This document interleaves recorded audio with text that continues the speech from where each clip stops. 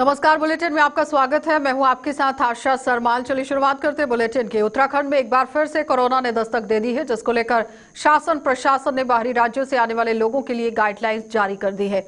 बाहर राज्यों से आने वाले लोगों को अब 72 घंटे पहले ही कोरोना नेगेटिव रिपोर्ट दिखानी होगी। वहीं राज्य की सीमा पर स्वास्थ्य विभाग की टीमें बाहरी राज्यों से आने वाले लोगों की रैंडम टेस्ट कर रही है। इस मौके पर उप जिलाधिकारी BS गोदियाल ने बताया कि सभी सीमा पर राज्य के अंदर आने वाले लोगों के रैंडम टेस्ट किए जा रहे हैं। जो व्यक्ति कोरोना पॉजिटिव निकल रहा है उसे कोविड-19 सेंटर भेजा जा रहा है। संक्रमित आने वाले व्यक्ति के साथ आने वाले व्यक्तियों को भी क्वारंटीन करके टेस्ट किए जा रहे हैं।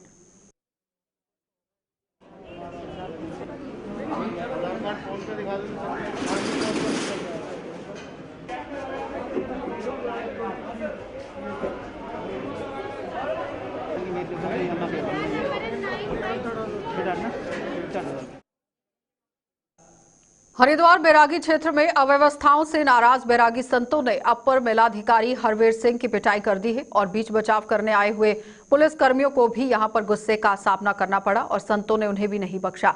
हरवीर सिंह निर्मोही अखाड़े के संतों के साथ मुलाकात करने पहुंचे थे, तभी कुछ संत भड़क गए और मारपीट शुरू कर दी गई। बताया जा रहा है कि अखाड़े की जगहों पर लगातार व्यवस्था नहीं की गई थी, जिसकी वजह से यहां पर परेशानियां उन्हें झेलनी पड़ी। वहीं अखिल भारतीय अखाड़ा परिषद के अध्यक्ष नरेंद्र गिरी महाराज ने इस घटना की निंदा की और इसकी जांच के लिए कमेटी का गठन किया गया, जिसमें सभी अखाड़े के सदस्यों को शामिल किया गया। जांच रिपोर्ट के बाद कार्रवाई करने की बात कही गई और किन्नर अखाड़ा की अध्यक्ष जो कि लक्ष्मी नारायण त्रिपाठी हैं, उन्होंने इस घटना की कड़े शब्दों में निंदा की। निर्मोही अखाड़े में अपर मेलाधिकारी हरवीर सिंह के ऊपर हमला हुआ और मारपीट भी हुई। जो समाचार ये आया कि उनके साथ अभद्रा भी की गई और उनके कहीं चोटें भी आई हैं, खून भी बहा है। यह घटना निंदनीय है। अखिल भारतीय अखाड़ा परिषद की निंदा करता है।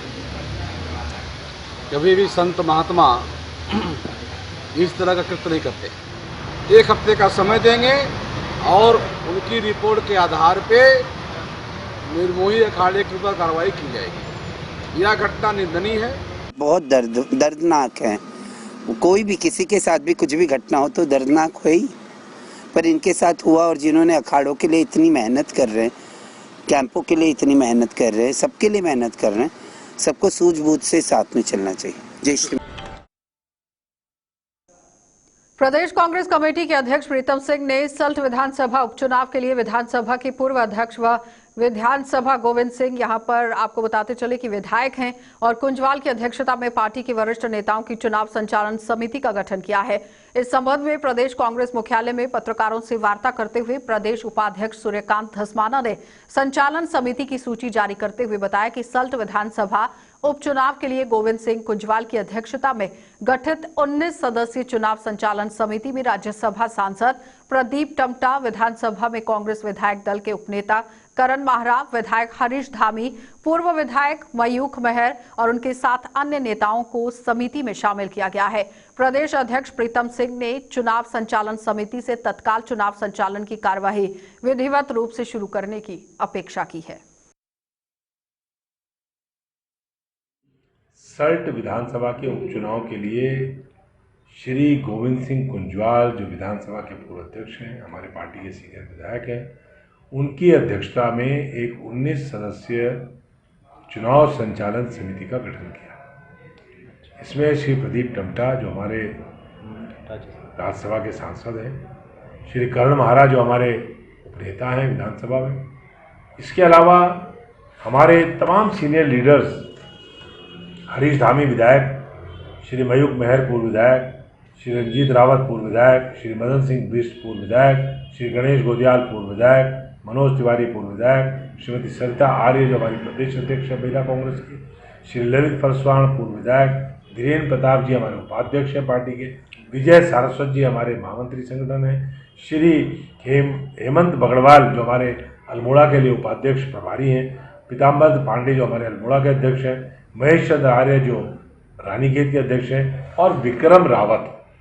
ये 19 सदस्यीय सूची चुनाव संचालन समिति की प्रदेश अध्यक्ष प्रीतम सिंह जी ने आज घोषित की है। उन्होंने मुझे आदेश किया था इसको। देहरादून में प्रेम, सद्भावना और आस्था के प्रतीक श्री झंडे जी के भव्य आरोहण कर दिया गया है और शुक्रवार प्रातः 7 बजे पुराने झंडे जी को उतार दिया गया और उन्हें पंचामृत से नहलाकर उन पर सनील लेफास जो है वो चढ़ाने के बाद 2:30 बजे जयकारे के बीच झंडे जी का आरोहण किया गया।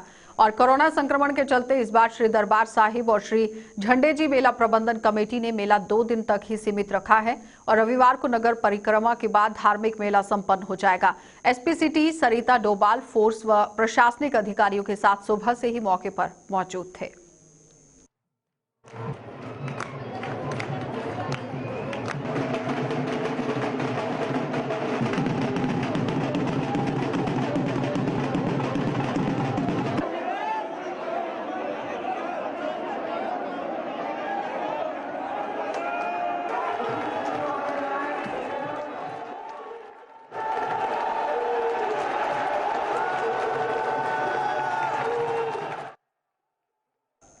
उत्तरकाशी में स्थित विश्व प्रसिद्ध गंगोत्री नेशनल पार्क लोगों के लिए खोल दिया गया है और गंगोत्री नेशनल पार्क करीब 1800 मीटर से 7083 मीटर की ऊंचाई तक करीब 2390 वर्ग किलोमीटर में फैला हुआ है, जिसमें गंगा का उद्गम गौमुख सहित गंगोत्री और ग्लेशियर, डोकरानी ग्लेशियर में स्थित शिवलिंग और संतोपत जैसी गगनचुंबी हिमशिखर है और हजारों देशी विदेशी पर्यटक और पर्वतारोही गंगोत्री नेशनल पार्क की सैर करने आते हैं। इसके साथ ही स्नो लेपर्ड और भरल जैसी दुर्लभ वन्यजीव प्रजातियों के लिए भी ये पार्क विश्व विख्यात है और पिछले वर्ष कोरोना महामारी के कारण गंगोत्री नेशनल पार्क में बहुत कम पर्वतारोही और पर्यटक पहुंचे हुए थे। वहीं पार्क प्रशासन के दौरान यहां पर उम्मीद है कि अगर कोरोना संक्रमण के मामलों में बढ़ोतरी नहीं हुई तो इस बार बड़ी संख्या में पर्यटक और पर्वतारोही गंगोत्री नेशनल पार्क का रुख करेंगे।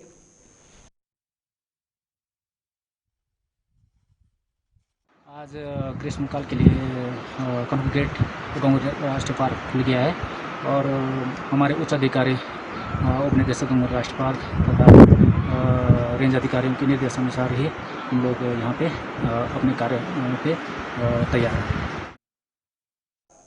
ग्राम प्रधानों का कार्यकाल पूरा होने के बाद शासन ने ग्राम पंचायतों में प्रशासक नियुक्त कर दिए हैं। लस्कर ब्लॉक की पंचायत जो कि ग्राम पंचायतों का जिम्मा लक्सर के सहायक विकास अधिकारी अरुण गोरेला को सौंपा गया है। 50 पंचायतों की जिम्मेदारी को कितनी बड़ी चुनौती मानते हैं और पंचायतों में इन दिनों क्या कुछ कार्य चल रहे हैं, इस बाबत हमारे संवाददाता जसवीर सिंह ने पंचायत प्रशासक अरुण गोरेला के साथ खास बातचीत की है और वो बातचीत क्या कुछ हुई है वो आप देख लीजिए। प्रधानों का कार्यकाल पूरा होने के बाद अब सरकार ने सहायक विकास अधिकारी को चार्ज दे दिया है। एक साथ 50 पंचायतों का चार्ज संभाल रहे हैं अरुण गोरेला जी, जो लक्सर सहायक विकास अधिकारी, उनसे बात करेंगे। सर, इस तरह से आपकी जिम्मेदारी बढ़ गई है, अब किस तरह का रोड मैप है पंचायतों में विकास कार्यों के साथ साथ में? मुझे लगता है कि सर चुनाव की तैयारी में भी मतलब शासन है, क्या चल रहा है? काम तो काफी ज्यादा बढ़ गया है क्योंकि मतदाता सूची का पुनरीक्षण का कार्य भी चल रहा है। इसके साथ साथ सरकार ने हम पे ये अतिरिक्त जिम्मेवारी भी दे दी है प्रशासक के रूप में। काम अत्यधिक है और आज के डेट में ये चार्ज सूची का भी कार्य चल रहा है, जिसमें 25% के करीब हमारी जो है चार्ज सूचियाँ बन के तैयार हो गई है ना, और ये कार्य आज तक द्रुत गति से जो है हम इसको चला रहे हैं। अच्छा, अभी आपके पास 50 पंचायतों में कितने वीडियो है, विलेज डेवलपमेंट अफसर कितने हैं? ये विलेज डेवलपमेंट ऑफिसर हमारे पास जो है 9 तो हमारे पास ग्राम पंचायत अधिकारी हैं और 8 हमारे पास ग्राम विकास अधिकारी। अच्छा, जिनसे काम चला रहे हैं। तो अब सबसे ज़्यादा फोकस जो है वो जो मतदाता सूची है उसका पुनरीक्षण पे है और जो पंचायत के कार्य रुके हुए थे उनका क्या होगा? जो पंचायत के कार्य रुके हुए हैं उनकी प्रक्रिया चल रही है, उनके सिग्नेचर हमारे द्वारा बैंक को भेज दिए जाएंगे वीडियो साहब के द्वारा, और उसमें अग्रिम अगर जिनके काम रुके हुए हैं उनके काम को पूर्ण कर दिया जाएगा। प्रधानों से बस्ते जमा करा लिए गए हैं। प्रधानों से 25% हमारा जो प्रक्रिया चल रही है, 25% हमने चार्ज ले लिया विधिवार। कब तक उम्मीद है तमाम प्रधान अपना रिपोर्ट जमा कर देंगे? ये 3-4 दिन में आपका ये 3 दिन में आपका ये कार्य पूरा हो जाएगा। 3 दिन में कार्य पूरा हो जाएगा। आपने सुना, ये सहायक विकास अधिकारी हैं और एक तरह से अब ग्राम पंचायतों के प्रशासक भी हैं। साफ तौर पर इशारा कर रहे हैं कि जिस तरह से काम बढ़ा, चुनौतियां बढ़ गई हैं, लेकिन सबसे बड़ी बात यह है कि उनके पास जो फिलहाल ग्राम विकास अधिकारी हैं उनके थ्रू वो इस काम को गतिमान रखेंगे। जसवीर सिंह, जगत। महानगर कांग्रेस कमेटी अध्यक्ष संदीप सहगल के नेतृत्व में दाखिल खारिज शुल्क समाप्त करने के संबंध में समस्त कांग्रेस कार्यकर्ता महाराणा प्रताप चौक पर एकत्रित हुए, जहां उन्होंने काशीपुर नगर निगम महापौर उषा चौधरी के विरुद्ध जमकर नारेबाजी करते हुए एक जुलूस की शक्ल के रूप में पैदल मार्च निकाला। ये पैदल मार्च महाराणा प्रताप चौक से शुरू कर नगर निगम कार्यालय पहुंचा, जहां कांग्रेस कार्यकर्ताओं ने इस मामले को लेकर जमकर नारेबाजी की और इस संबंध में काशीपुर नगर निगम महापौर उषा चौधरी को महानगर कांग्रेस कमेटी अध्यक्ष संदीप सहगल ने ज्ञापन भी दिया।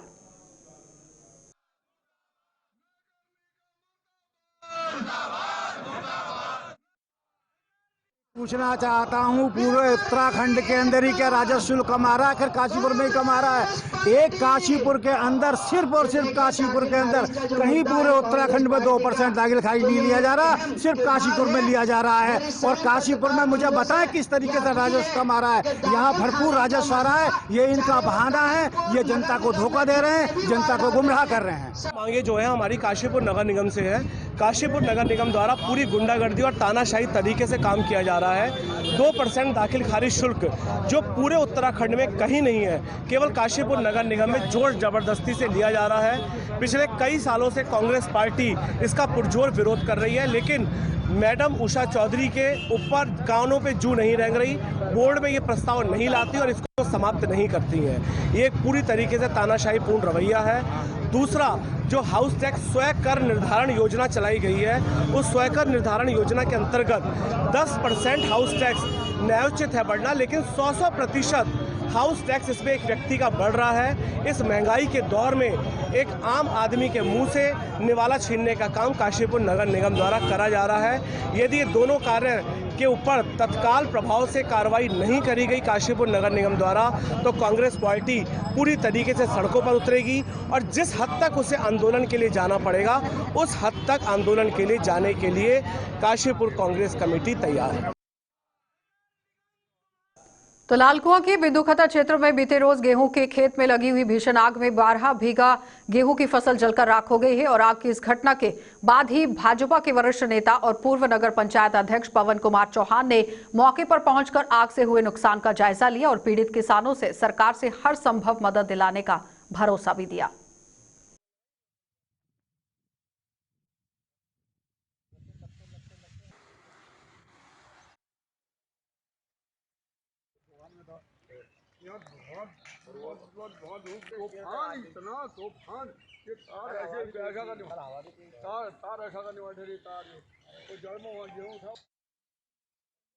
गरीब आदमी पूरे 3-4-5 महीने तक इंतजार करता है कि मेरी फसल आएगी, और फसल आने के बाद में कुछ बच्चों के लिए करेंगे, कुछ कर्जा किसी का निपटाएंगे सोचता है।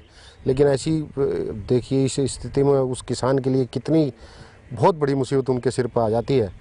तो मैंने अभी एसडीएम से बात की है, माननीय विधायक जी भी कल आए थे, और जितनी मदद संभव शासन से हो पाएगी हम लोग करवाएंगे, लेकिन भरपाई नहीं हो पाती है। और यहाँ तो बड़ा 2-3-4 एकड़ में जो लोगों को जला है, 4-5 लोगों का खेत जला है, बहुत कष्ट है और निंदनीय और दुखदायी भी है।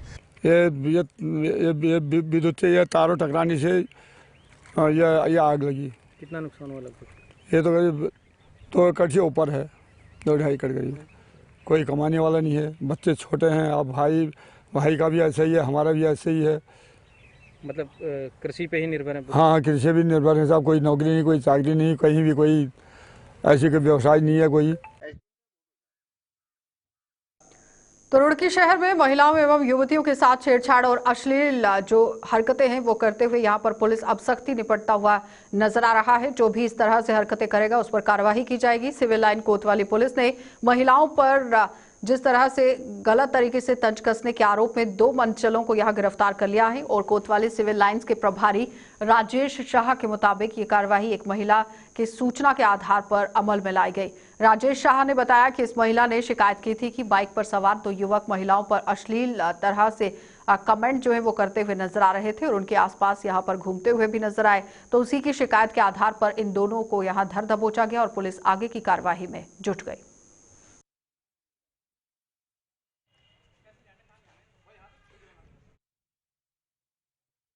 महिलाओं और बालिकाओं की सुरक्षा के लिए कई स्थानों पर जागरूकता के बोर्ड लगाए गए हैं। उनमें हमारे थाने के महत्वपूर्ण लोगों के नंबर दिए गए हैं और उन्हें अवगत कराया गया है कि व्हाट्सएप के माध्यम से अथवा फ़ोन के माध्यम से ये सूचना दे सकते हैं अगर कोई अप्रिय व्यवहार करता है। आज प्रातः सूचना मिली कि 2 लड़के नगर निगम पुल के पास में आती जाती महिलाओं पर फप्तियाँ कस रहे हैं और अश्लील कमेंट कर रहे हैं।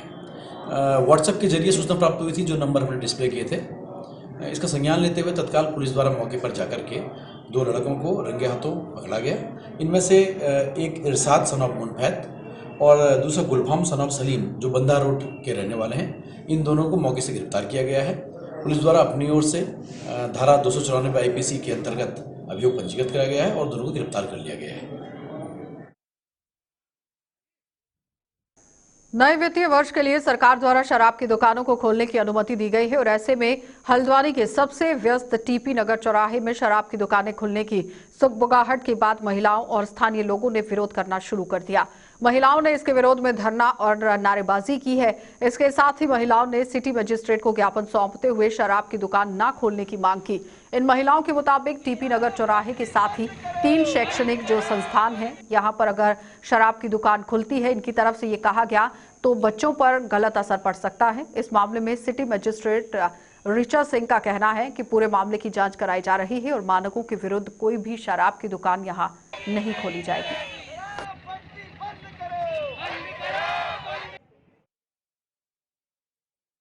शराब की दुकान खुलने से तो सबसे ज़्यादा महिलाओं को दिक्कत है। पुरुष तो शायद वैसे खुश भी हो रहे होंगे, नज़दीक में खुल लिया, लेकिन हमारी मातृशक्ति ने एक संकल्प लिया है कि किसी भी हालत में हम उस विद्यालय के पास में, क्योंकि 3 विद्यालय आसपास हैं, वैसे भी एजुकेशन हब है वहाँ पे और काफ़ी स्कूलों के बच्चे वहाँ पर जाते हैं, बिल्डा के जाते हैं, मैथ्स के जाते हैं, सेंट लॉरेंस, सारे सीनियर सेकेंडरी स्कूल्स हैं, तो वहाँ के सारे बच्चे वहाँ से निकलते हुए जा रहे हैं। तो हम माताएँ बच्चों को छोड़ने जाती हैं और ट्रांसपोर्ट नगर के 3 बाईपास मार्ग हैं और एक ट्रांसपोर्ट नगर बाईपास है, 3 ट्रांसपोर्ट नगर के अंदर के रास्ते हैं। वैसे वहाँ पर जाम की स्थिति बहुत ज़्यादा है। तो हम ये चाहते हैं कि वो स्कूल ना वो करना चाह रहे हैं, शराब की दुकान अगर गवर्नमेंट ने उन्हें ठेका दिया है, खोले, कहीं भी खोले, लेकिन वहाँ पर हम किसी भी हालत में, हमारी मातृशक्ति ने संकल्प लिया है, हम किसी भी हालत में शराब की दुकान नहीं खोलने देंगे। देखिए, हमारे पास ट्रांसपोर्ट नगर के नागरिकों ने जो अभी ये ज्ञापन दिया है, उसमें वहाँ पर एक शराब की दुकान के बारे में बताया गया है, जिसके बारे में मैंने आबकारी इंस्पेक्टर से भी बात किया था। तो उसने मुझे बताया है कि अभी ऐसा कोई भी वहाँ पर चिन्हीकरण नहीं हुआ है या कोई भी रिपोर्ट नहीं लगी है किसी भी दुकान खुलने की। मैंने इन लोगों को आश्वस्त किया है कि हमारे मानकों के विरुद्ध कुछ भी नहीं होगा। अगर ऐसा हमारे मानकों में नहीं है तो निश्चित ही वहाँ पर इस तरीके की दुकान नहीं खुलेगी। ये मैंने उनको आश्वासन दिया है और इसकी मैं जाँच भी करवा रही हूँ। तो काशीपुर के RK-पुरम सेक्टर 3 में आम आदमी पार्टी द्वारा होली मिलन और सदस्यता ग्रहण समारोह का आयोजन किया गया, जिसमें बड़ी संख्या में महिलाओं एवं पुरुषों ने आम आदमी पार्टी की सदस्यता ली। इस समारोह में मौजूद नेता दीपक बाली ने कहा कि महिला शक्ति आम आदमी पार्टी के साथ जुड़ रही है और जिस पार्टी के साथ महिला शक्ति जुड़ेगी उस पार्टी को सत्ता में आने से कोई नहीं रोक सकता। उन्होंने कहा कि आने वाले समय में और भी कई लोग पार्टी का दामन थामने वाले हैं। कि आप सब कुछ आपके सामने, मुझे ऐसा लगता है कि 150 से 200 लोगों ने यहाँ पर सदस्यता ग्रहण की है RK-पुरम में, और होली मिलन समारोह यहाँ रखा था, जिसके लिए यहाँ मुझे बुलाया और मुझे सम्मान दिया। मैं तहे दिल से बहुत आभार प्रकट करता हूँ और अपनी माँ बहनों का धन्यवाद करता हूँ हाथ जोड़कर कि वो आज पार्टी के साथ जुड़ रही हैं, पार्टी पर विश्वास कर रही हैं और पार्टी उनके विश्वास को टूटने नहीं देगी, ये मेरा वादा है। सर, महिलाएं ही महिलाएं को जोड़ती जाएंगी। महिलाएं तो वो हैं जो आप खुद महिला शक्ति की बात कहते हैं, पुरुष के पीछे कभी शक्ति वर्ड नहीं आता, तो महिला तो अपने आप में एक शक्ति है। वो महिलाएं तो छोड़िए, जिसको जोड़ना चाहेगी पार्टी की तरफ और पार्टी की नीतियों के साथ। आप देखिए एक बहुत बड़ा बदलाव जो है उत्तराखंड में आने जा रहा है और जो आप सबके सामने लगातार आता जा रहा है और आपको अभी समय समय पर और बहुत लोग पार्टी से जुड़ते हुए दिखाई देंगे।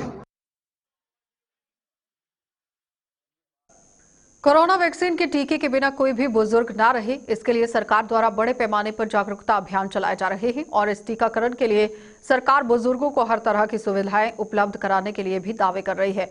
लेकिन सरकार के इन दावों में कितना दम है, इसका जीता जागता नमूना उत्तरकाशी के पुरूला ब्लॉक से सर बड़ियाल क्षेत्र में देखने को मिल रहा है। रिपोर्ट में देखिए क्या कुछ है।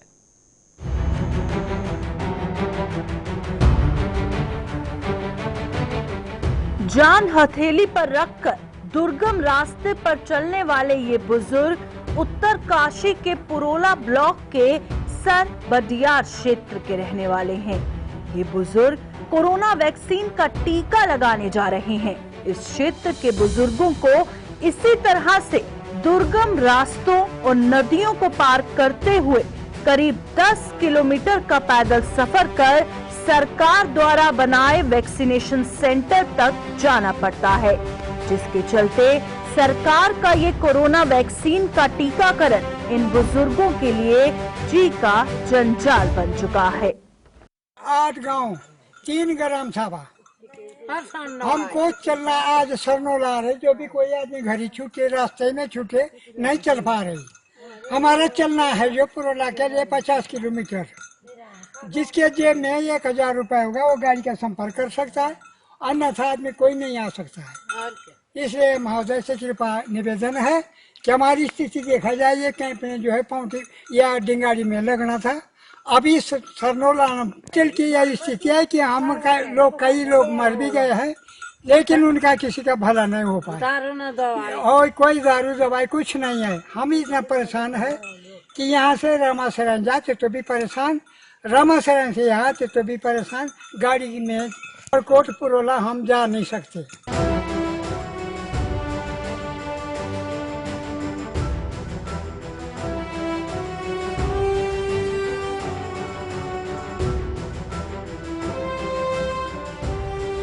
स्वास्थ्य केंद्र तक पहुंचने तक इन बुजुर्गों की सांसें कितनी भी हालत में अटक जाती हैं, इसकी ओर शायद ही सरकार और प्रशासन ने कभी ध्यान दिया होगा। इन बुजुर्गों को स्वास्थ्य केंद्र तक पहुंचाने के लिए इनके परिजनों के लिए जोखिम का काम हो गया है। स्वास्थ्य विभाग द्वारा एक कैंप लगाया गया था सरबडियार क्षेत्र में, लेकिन वो कैंप 8-9 किलोमीटर सड़क मार्ग पे लगा रखा, जिससे कि यहाँ के स्थानीय लोगों को इतनी बड़ी मुसीबत बनी हुई है कि आने जाने के जो संपर्क मार्ग हैं, रास्ते, वो भी बदहाल हैं। आप देख सकते हैं इन बुजुर्गों की स्थिति। 80 से 85 साल के जो बुजुर्ग हैं वो चल नहीं पा रहे हैं। 8-9 किलोमीटर पैदल चल रहे हैं। यहाँ के जो बुजुर्ग लोग हैं वो कैंप के लिए 8-9 किलोमीटर सरनोल जाएंगे, लेकिन स्वास्थ्य विभाग की नाकामी समझूंगा मैं, जबकि यहाँ पर सरबडियार क्षेत्र में लगना था एक कैंप। यहाँ पर मैं इन बुजुर्गों के साथ हूँ, मैं खुद चल रहा हूँ बुजुर्गों के साथ। कुछ जो टीमें हमारी हैं वो आगे चल रहे हैं, महिलाएं हैं। आने जाने के जो यहाँ के लोगों के जो संपर्क मार्ग है वो भी बंद हैं। यहाँ पर सरकार प्रशासन कोई व्यवस्था नहीं कर रही है सड़क की। लेकिन इन बुजुर्गों की परेशानी का समाधान ना तो सरकार और ना ही स्वास्थ्य विभाग निकाल रहा है। हालांकि स्वास्थ्य विभाग इन बुजुर्गों की इस परेशानी को भली भांति जानता है, लेकिन इसके बावजूद भी विभाग मूक दर्शक बनकर इन बुजुर्गों की बेबसी का तमाशा देख रहा है।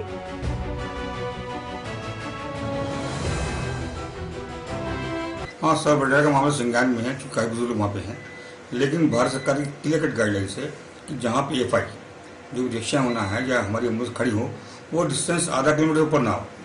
तो भारत सरकार गाइडलाइन के तहत हमें जो इसके नियरेस्ट सेंटर उसको रखना पड़ेगा। अभी बातचीत चल रही है, हो सकता भविष्य में हो जाए, लेकिन आज जो है गाइडलाइन के अनुरूप वहाँ बहुत मुश्किल है वहाँ लगाना। अगर इसी तरह से जान जोखिम में डालकर इन बुजुर्गों को कोरोना वैक्सीन का टीका लगाने के लिए जाना पड़ेगा, तो इससे बेहतर है कि वो बिना वैक्सीन के ही ठीक है। अगर इन कठिन रास्तों पर सफर करते वक्त वो किसी हादसे का शिकार हो गए तो इनकी हालत कैसी होगी, इसका अंदाजा आप खुद ही लगाइए। Bureau report, JK 24/7 news. चलिए, बुलेटिन में फिलहाल इतना ही। देश और दुनिया की खबरों के लिए आप बने रहिए JK 24/7 न्यूज के साथ।